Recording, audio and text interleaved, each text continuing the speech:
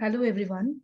Welcome to all of you for this series of learning sessions. And today I'm here to present one of the important topic, which many a times when I deal with parents or when I sit for counseling, I come across that how to prepare for the transition program, how to prepare the children when they are 14, 16 years and moving from school program and planning and designing that what should be the curriculum for the child for them to take it ahead for a job, for a vocational training, what kind of readiness is important and is required.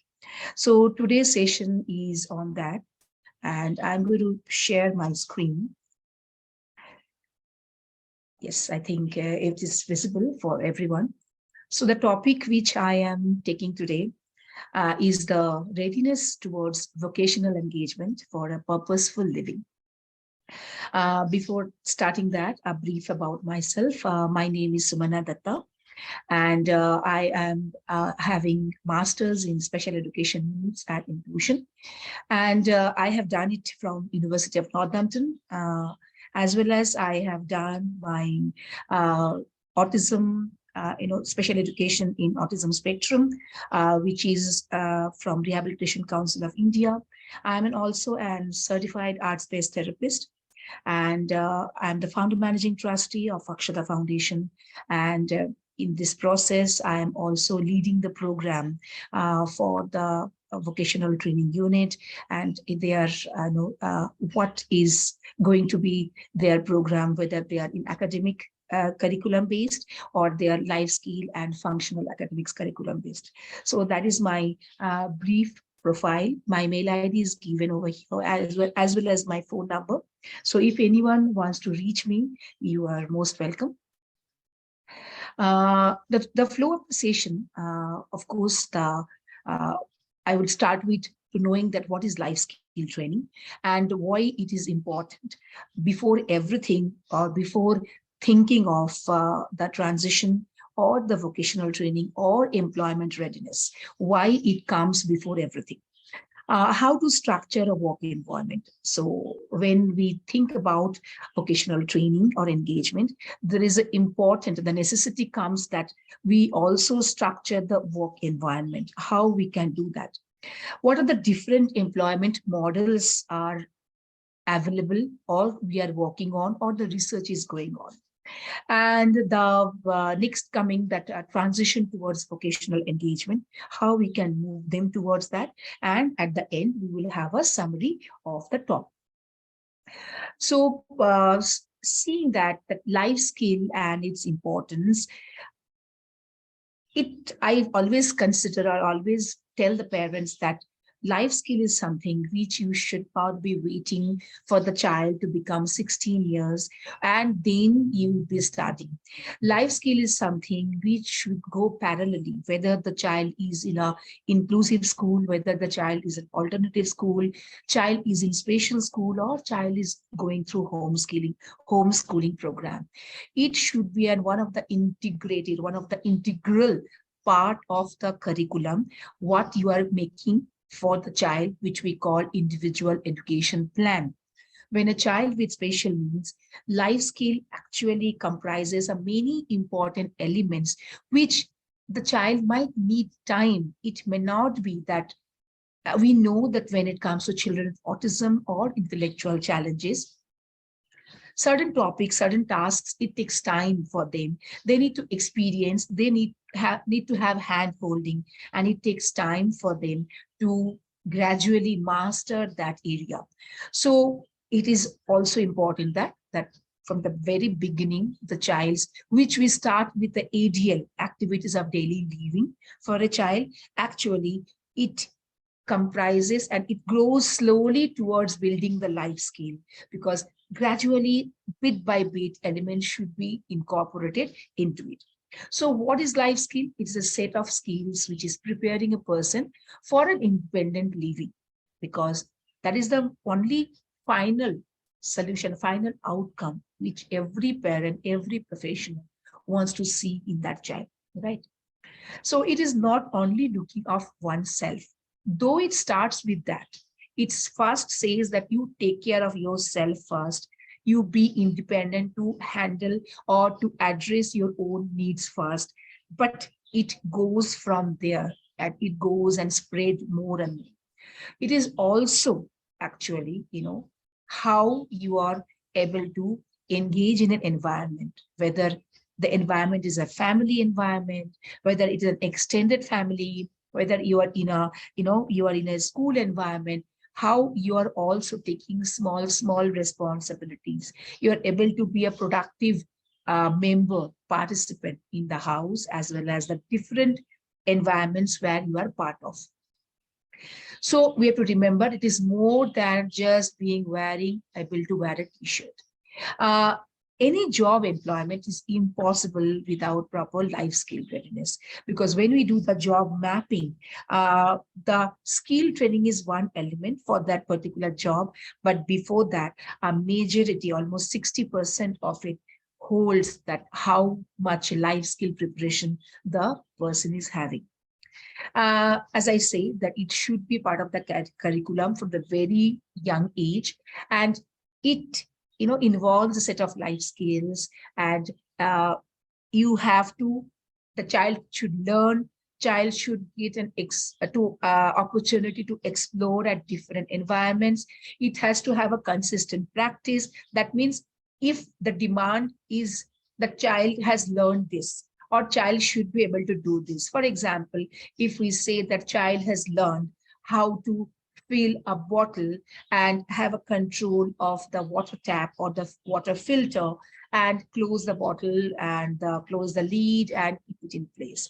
If this is one simple example I'm taking, if the child has learned this task, whether in a therapy setup, for example, or at home, there has to be a consistent practice. That means the child should get more and more opportunity to do that. If father has asked, the bottle is empty, can you better fill up the bottle and bring it to me? Or is that every day when I come back from school, there are set of bottles are there which I need to fill. That is my routine. Or whenever the bottles are empty, actually I am supposed to fill those bottles and keep it in place.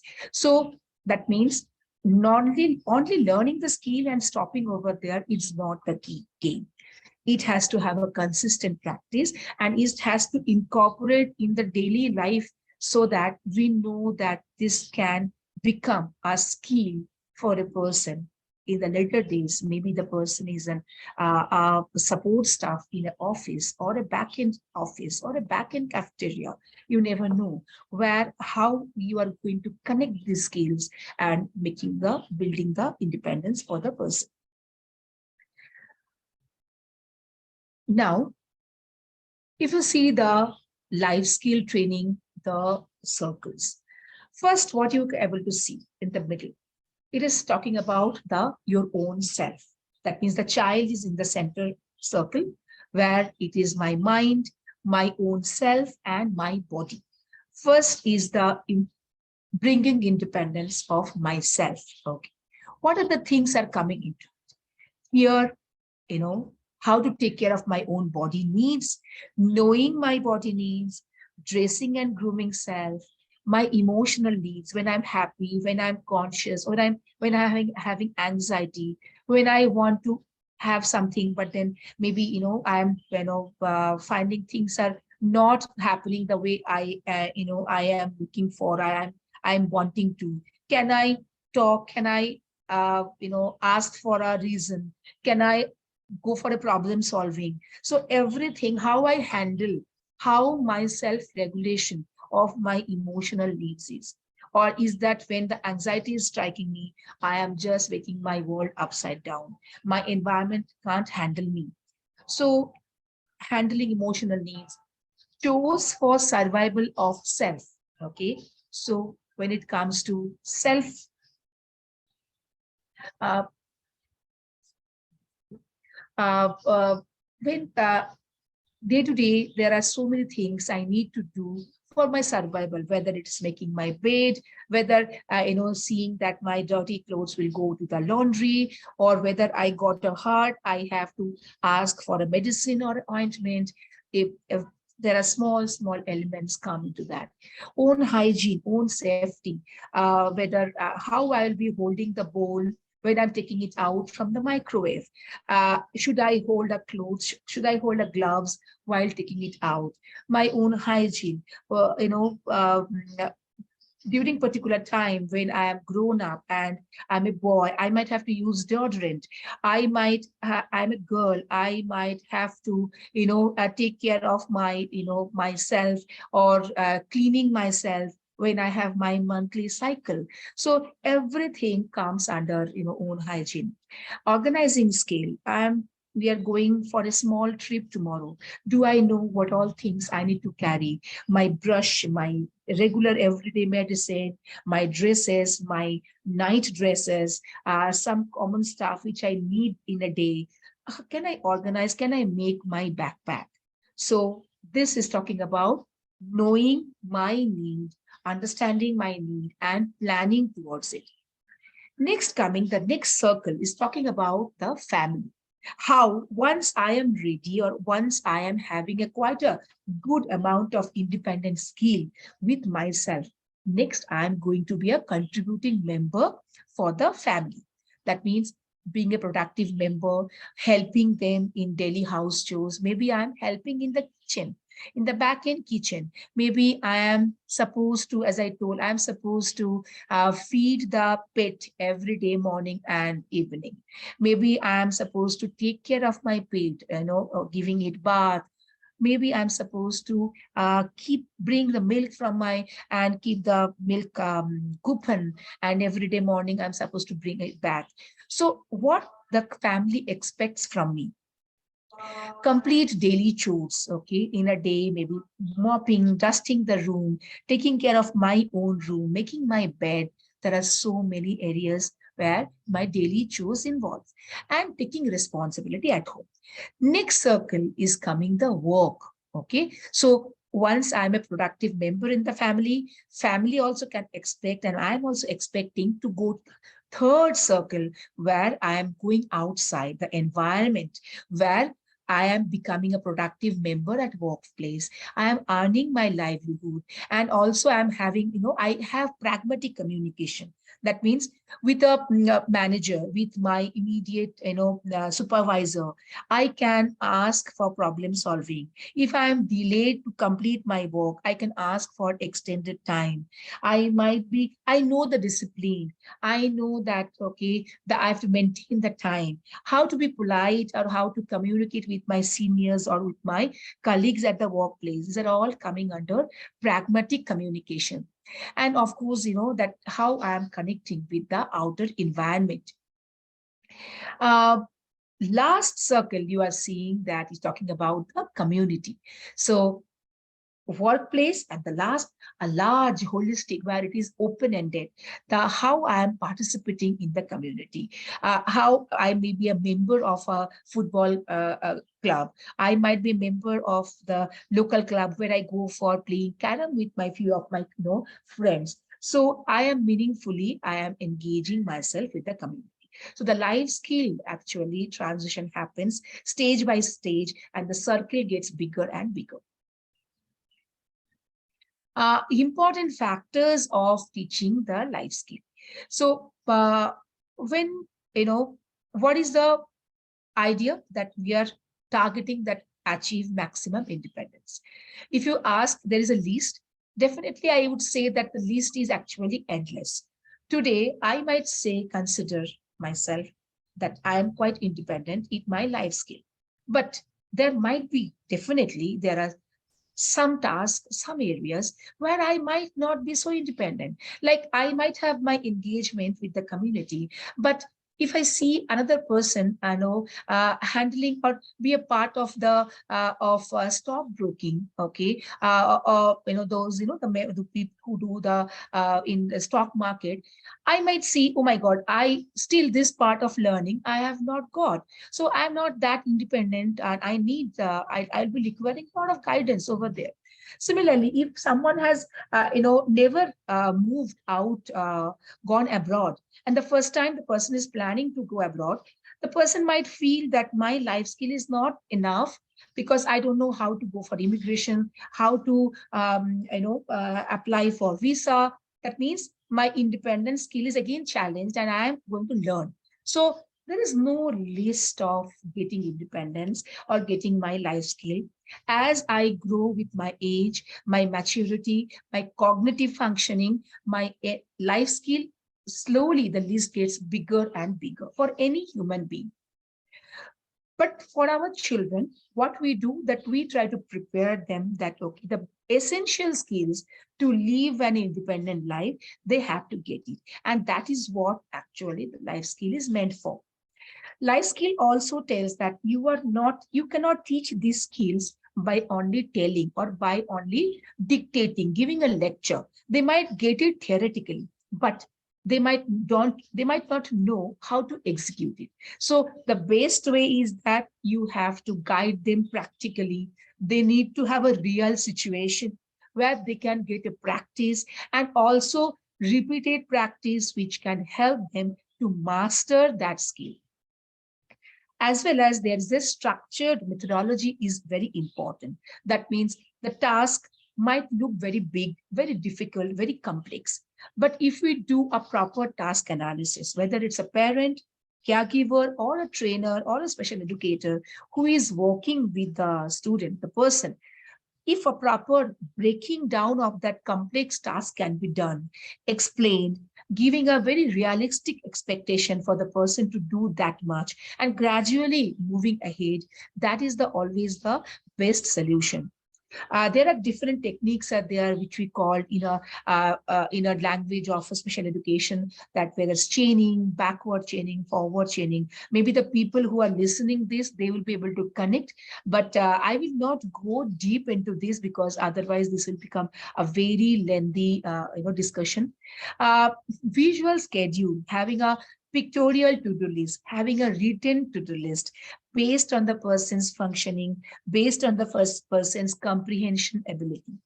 It always gives them the cue, okay, that what is my next step, what I am expecting, what I am moving forward. Okay, so visual schedule has a very big role into it. Role play, social stories, these all are actually some of the ways we can build up life skill. And again, I would say that it should start it from very early stage, whether the child is going to any whatever kind of schooling program, it doesn't matter. Some of the essential life skill list is here. Daily living task, meal preparation. That means if one day my maid is absent in the house, mama is not well, mama is having fever, that means I will be hungry full day. Do I have an understanding? Do I know the orientation of the kitchen? Can I have a milk and maybe cornflakes, at least something, so that I am not hungry? If dosa batter is there, can I make a dosa? Do I know how to on the gas or on the induction? Do I know which tawa would go for the induction? So you can see meal preparation seems only a task. But when you break it down, you know that there are so much amount of organizing skill is important for the person with special needs to make a final dosa and eat it, right? So meals preparation in itself, it's a domain.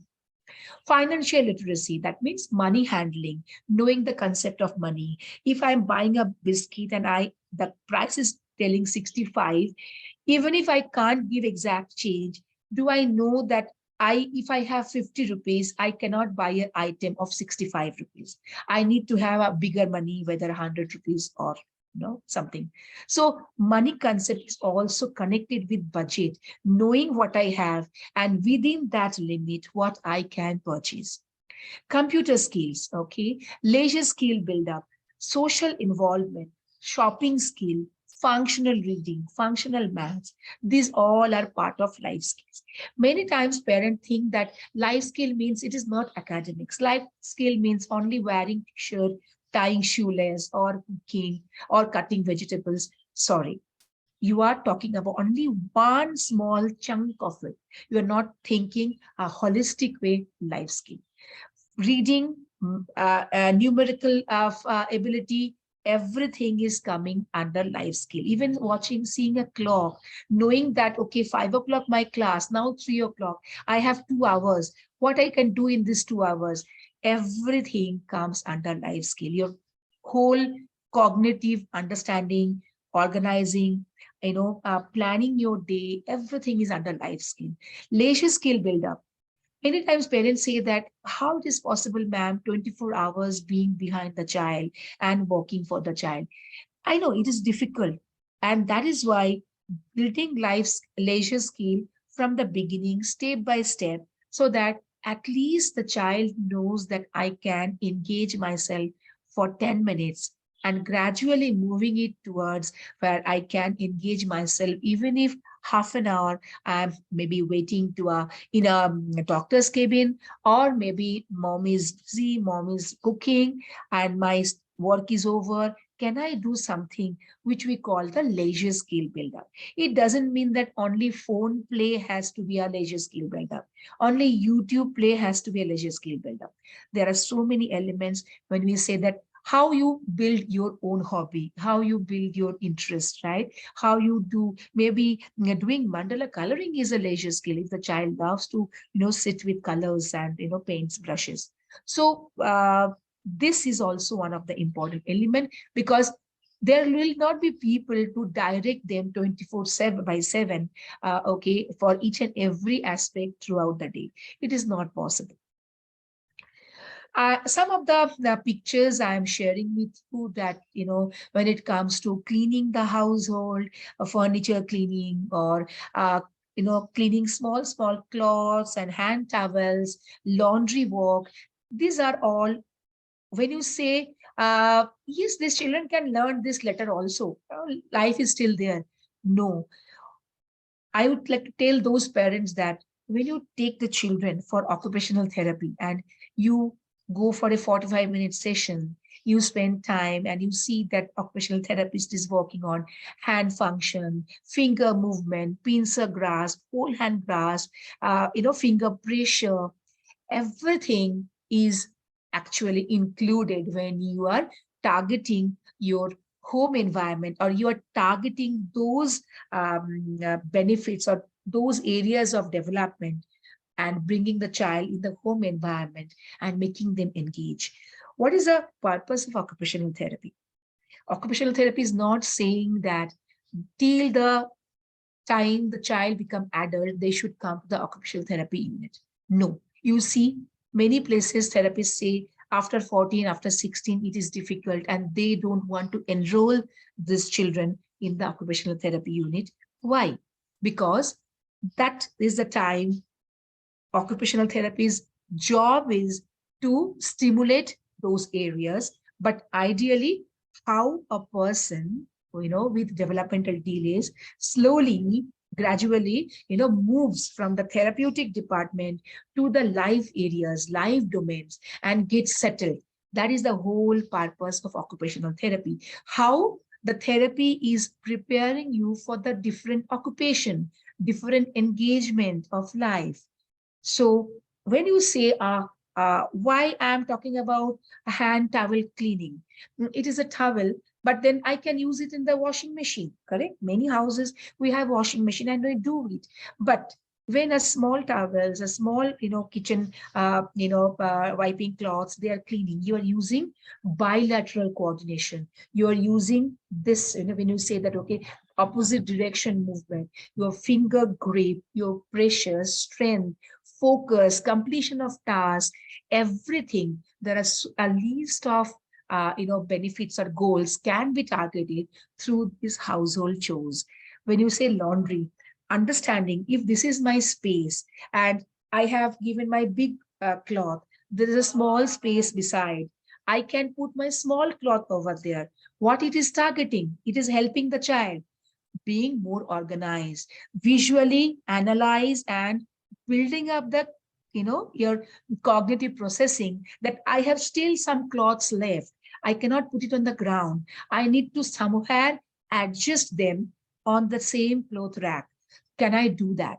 So there are immense amount or immense number of benefits and goals which you can target, which actually preparing the person for life, and you can target through home chores, starting with home chores: mopping the floor, making bed, kitchen help, okay, cleaning utensils, arranging those utensils in the rack properly, knowing when we do the color sorting or bead sorting when the child is age of 5, when you are going in the kitchen age of 12 or 9 years or 10 years, the child is knowing that same sorting where the cups is to have this area, small plates are in this, bigger plates are into this, the bowls are into this drawer or rack. Actually you are bringing uh, that sorting skill into life skill area. Now, if when you say that structured working environment, how why it is required that there should be a structure when these children are involved in life skill. So if you can see the picture, it is a training unit of Akshada Foundation.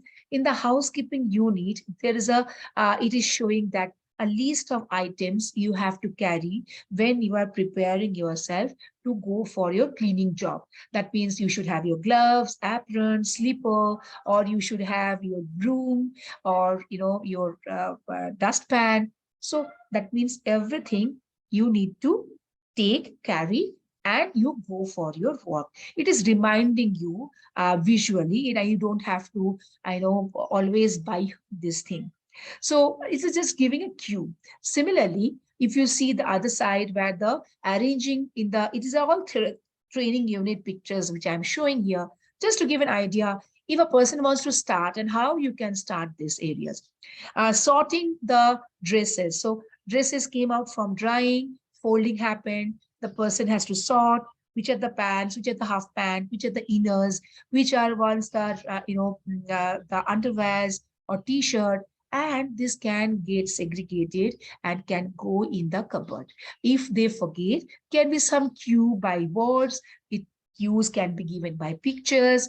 So this is one of the example of simple structured working environment. In the kitchen, I am now moving. If you see that making sandwich. So that idea is that the person will be making grilled sandwich, cheese sandwich. What are the things you should carry or you should look for, whether you have or not, before you sit for making the sandwich?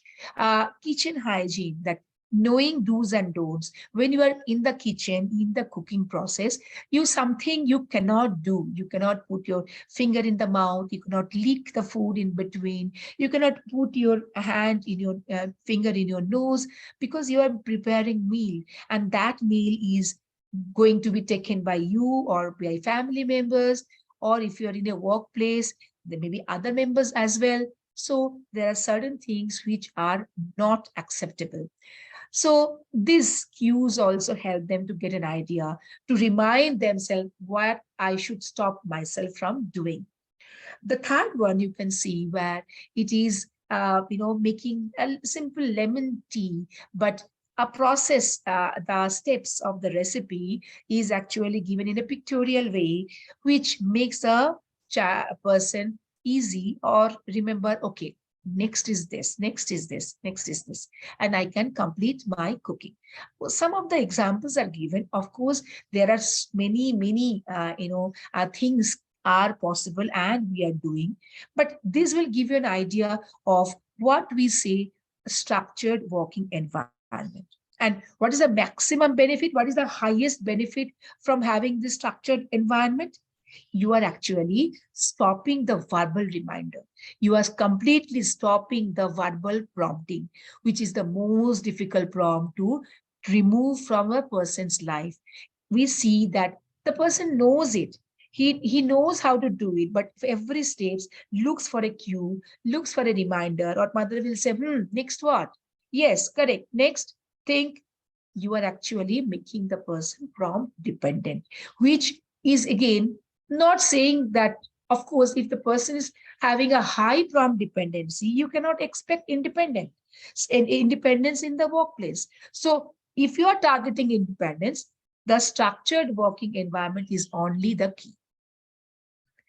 Some more examples of having the how the housekeeping area, it is again in Akshata Foundation Vocational Training Unit, how the housekeeping materials and environment is being placed and set with the proper structuring, with the queue, having to-do list. If I am the person going for it, what is my daily chores? Today's task is going to be, everything is been displayed so that the students can follow it.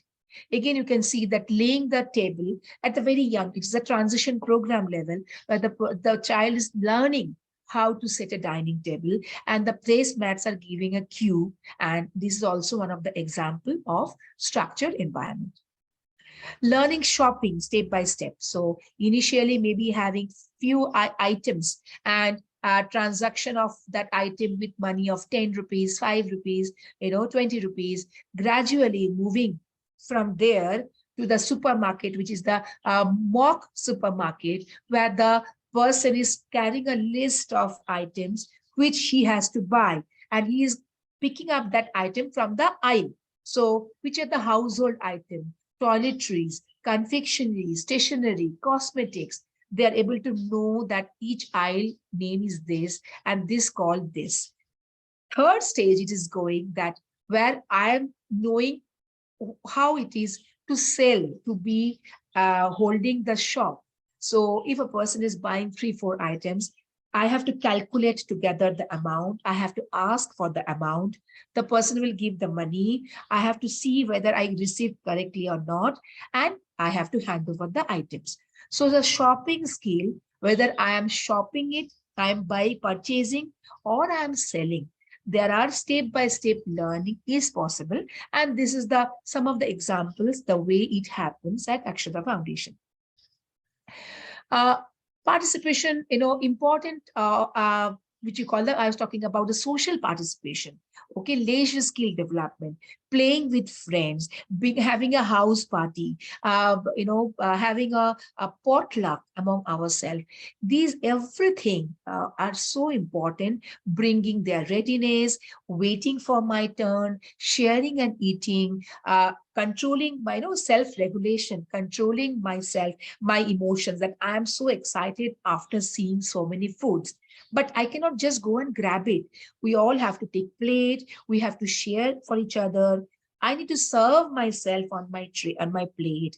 I cannot directly start eating from the, serving bowls. So there are so many areas of learning, social, participation learning, which can be possible. Now I'm moving towards the different employment models. What are the employment models we are working at present? One is that preparing the person for open employment. That means, can we place the person in a local business, company, or, industry? Candidates, work there, they will be working with a regular workforce. They might get a support of a job coach, or they might not. And the environment over there is less accommodating. Of course, there will be some modifications for the candidate, but of course, as it is an open employment, the accommodations definitely would be lesser, where the person with special needs need to, have a good amount of self-regulation, quite a moderate amount of verbal and communication skill, problem solving ability, able to manage the difficult or the problem situations, and handle commuting to the workplace, either by self, or someone from the family has to have that, yes, that every day in time, the person should be reaching to the workplace. So this is the open employment model. Sheltered or supported employment is talking about that where the candidates who require higher support, or they need a structured environment, okay, for them to be productive.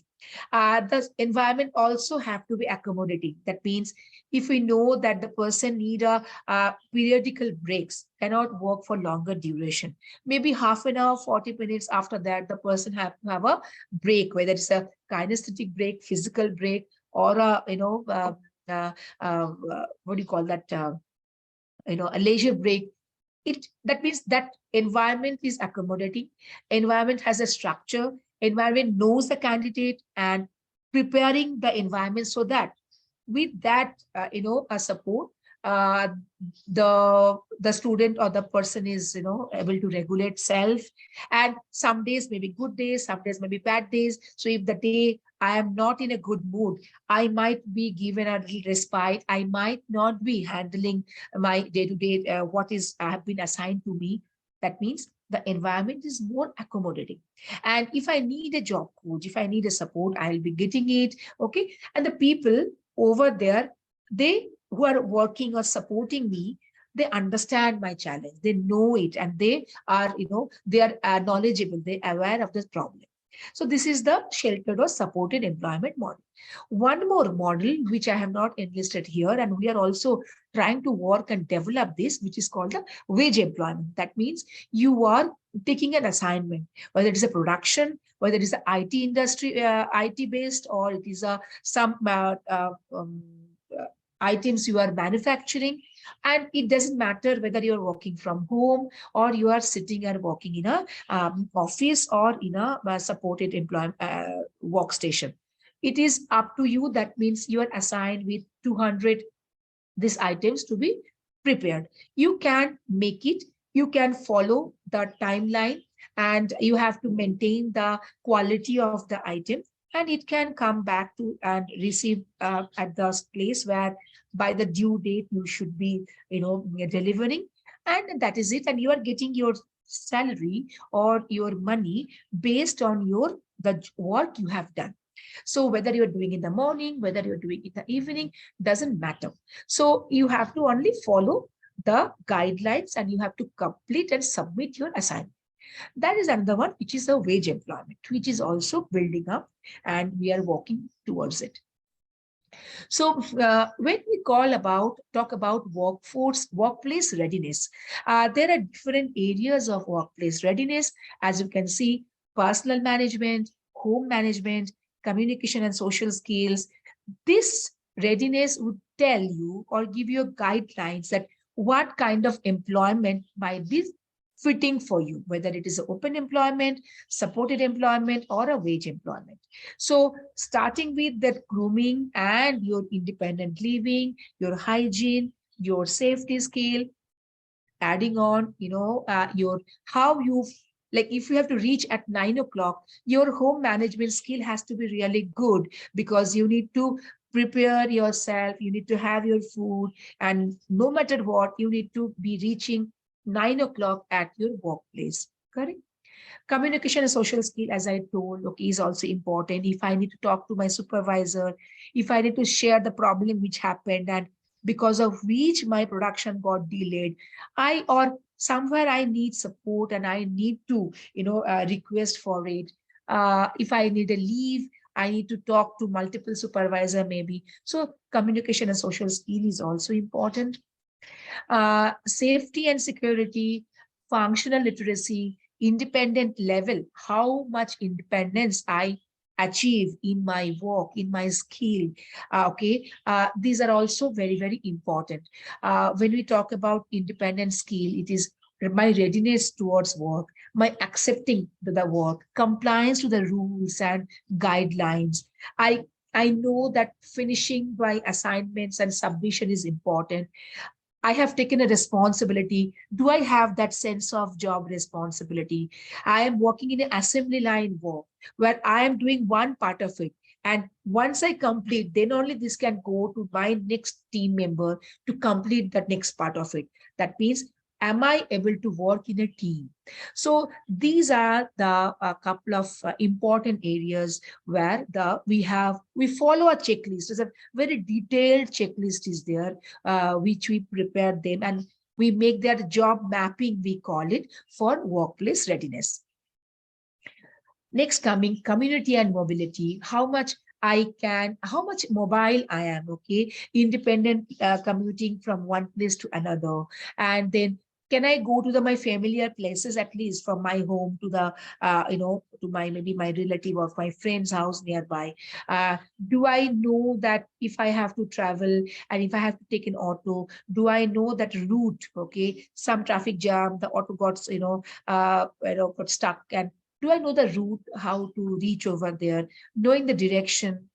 Health and well-being, self-advocacy, knowing my own medication, knowing my own problem. Okay, if I having diabetic issue, I should know that even if this is the routine, but I have to do this. I have to eat a bit now because my insulin level might, be a challenge. So how much I'm aware of my own health and my own well-being? Do I have a fitness regime, okay, which I follow? Do I go for a walk? Do I do some gym exercises? Self advocacy. Do I know what are my rights? Am I aware of my challenges, where my difficulty is? Can I explain to the person that this is this? So be empathetic, be realistic, and understand me. So this all part of the self advocacy. I also need to raise my voice against oppression. If someone is demanding wrongly, and someone is actually treating me wrongly, I need to raise voice. I should know the proper authority channel where I should be putting my complaint, or should I put my concern at least to them. So these are all a part of self advocacy. So now I'm coming to that. What are usually the concerns or challenges we have seen the people with intellectual or developmental disabilities challenges they face? Is number one is the communication challenge. They are one of the major issue. Social behavioral challenge, self-regulation, very low self-regulation, or some time of the day, some days of the month, I might be having a drastic mood swing or changes in my behavior, which definitely can be a concern. My physical safety or the safety of the other person. If I don't have proper self-regulation, I might be harming others. I might be getting destructive to the environment, and damaging the items, pushing my teammates. Definitely, that is a security concern, and which can be a challenge. A higher requirement of manpower, because they, to handle them, to guide them, to be someone as a job coach, they need someone to, giving them individualistic attention. That means the requirement of manpower is high. Uh, some of them, they might need constant on job assistant, and productivity also. Many times we see that it is limited. That means if the neurotypical person is giving this much, maybe the productivity, if it is very, very low, companies always look for the profit. Companies doesn't want to go for loss. So there might be modification, adaptations, or the whatever supports are needed. But if the productivity is low, where company cannot, might have a issue with with that. So we have seen that these are the challenges when we do the job mapping of for an individual with special needs. Open employment becomes a challenge for those people, where these areas, if these areas are of a huge or bigger concern. So the transition towards a vocational engagement, how it can be that first, whether it being a parent or a life skill trainer or a vocational trainer, identify the strengths of that individual and the specific interest areas.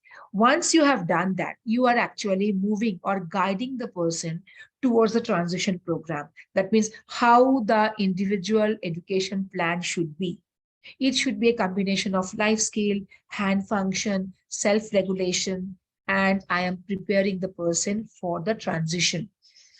Then moving towards work skill training. That means we are also building the work behavior, okay, independent work, work training, organizing skill, following to-do list, everything coming that, in the work skill training.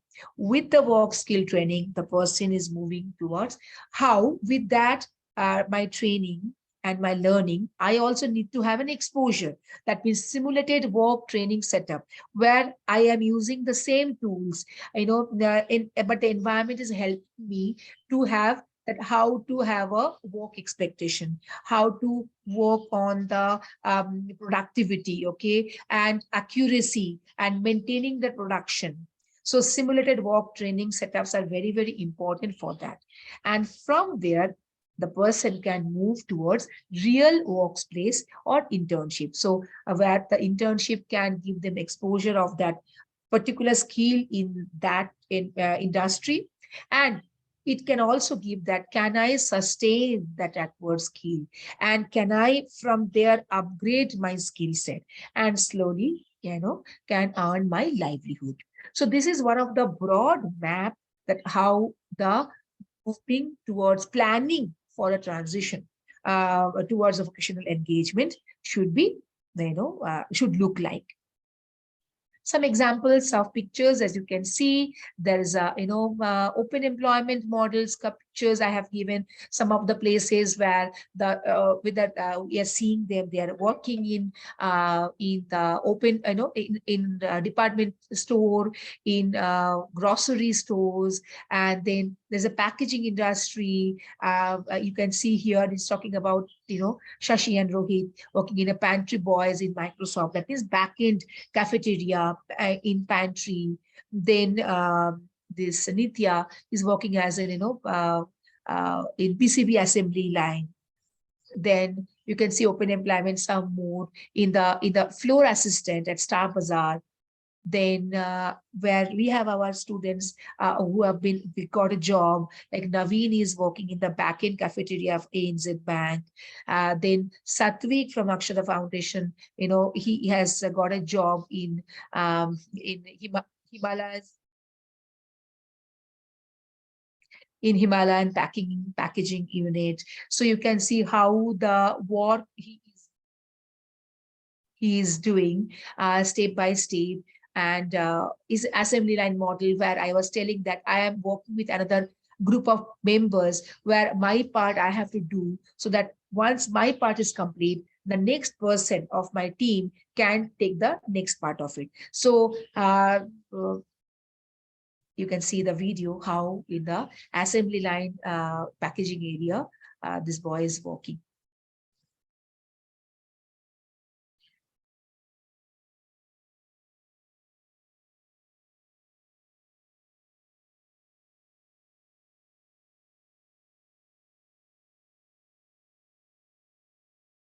This machine is coming with the printing, and he's keeping those. There's a certain up and down and corners which should be kept together similarly, and he is keeping that way so that all things are, visible, and you can see. Yes. Simulated a work environment, some examples I'm giving. It is, you can see that in the this is the simulated area of the department store where different aisles are made, where the candidate is knowing where I need to keep what. So what is toiletries, what is cosmetics, which will go in the stationery area, confectionery area. I need to segregate, I need to know the item, and I need to know the aisle also when I am keeping it. So this is the, and here you can see this boy is actually, doing the scanning of the barcode and doing it. So this is the part of the retail training course, and this is the simulated work environment. This is the another work setup of digital printing, where the handling the photocopier machine, last sublimation machine, then there is a lamination machine, ID card making machines, printing. These are the units are also again one of the simulated work place where the students getting step by step learning for how to carry out this task. This is a supported employment where you can see, one second, here I am showing. Some of the examples of supported employment where they are they're working, they're learning, as well as they are working in the production department, in the vocational setup, whether it's the chocolate making, packing chocolates, and you can see that making tea candles, a large production of tea candles making, and then packing the tea candles boxes, cylinder candles, and usually during Diwali time, throughout the whole year, actually, the production meat comes. This goes for sale, goes for different outlets, and specifically Diwali time, that packing the dry fruits and then sealing and doing the final packaging. So these are some of the areas you can see, making the paper bags, making paper bags ready, and then you can see that these usually go to the hopcoms. So regular basis, the paper bags are getting ready. Then is coming that these are the designer paper bags, handmade paper bags, which is again the large production model where continuously throughout the year, you can see it is an assembly line model. Someone is pasting, someone is putting the thread, someone is punching the tool holes, okay, bookmarks making. So you can see the different products as it is getting ready. And so idea is that in the assembly line model, idea is that when I was talking about that supported employment, in that the person's interest, the person's strength, and you are putting the person in that area. You are putting the person to be engaged so that you can expect the maximum productivity and you can design that everyone is being engaged. So that is the benefit of having working in a supported employment model, because the people, they know your challenges, they know what kind of modification is required, and they know how to place you so that the maximum production can be achieved. Some more are gardening area, maintaining the garden, making saplings, repotting, going for the final plant when it is going to the final planters and going for sale. Then knowing that holding a tuck shop. This is the retail training only. It is under the retail training, how you manage a shop and you are actually handling the customer. You are getting the to know the calculation of mixed denomination of money, and you are able to handle that money in cash, and you can keep the balance back. So everything coming under it. Grain packing, then again, packing of the different ingredients, different items, raw materials of the garden, holding the stall and selling items, explain the people the need, the item price, the quantity, the quality of the item, or what you can use, how you can use. Everything is a part of the learning, as well as making them engaged. And through this, of course, they are showing their work behavior, work tenacity, long hours, long duration of being attentive and being yourself available for the job. And these are also giving you the salary. Some of the business models of supported employment model, which has been initiated by parents, is yes, the car washing model in Florida, Aditi's Corner, which is, the Aditi is a girl with Down syndrome and her cafe is running in Mumbai. So what is summary, we have spoken till now, that it is always important that we understand the child first. We set a clear expectation. What is the goal we're trying to yield, through this process? What is the next level? Have we broken down the long-term goal into a short-term goals for the person to have a realistic, achievable, goals? Then can we have a structured approach step by step at every level, so that we can handle the person's anxiety, handle the self-regulation, bring more confidence, bring a satisfaction, in the person, and also the making consistent in the approach. So if the training given, we need to keep in mind that the person has learned it is not enough.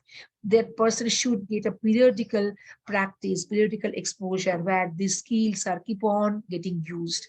Then expect outcomes in a regular general environment, and creating exposures with simulated work environment, focusing on independent working skill, and creating a sustainable model to the holistic whole approach. It has to, whatever the model is, it has to be sustainable. Last but not the least, a quote to look forward to the life and the training, that a little progress each day adds up to the big result. Instead of keeping a large and big goal in front of that, if we break it down and make small, small steps, I think that will help the child, the person to achieve and move towards the independent living. So with this, I am finishing my presentation, and thank you so much for patient listening. And I have given my phone number and details. You can reach me if you want further queries or if you want more details about it. Thank you so much.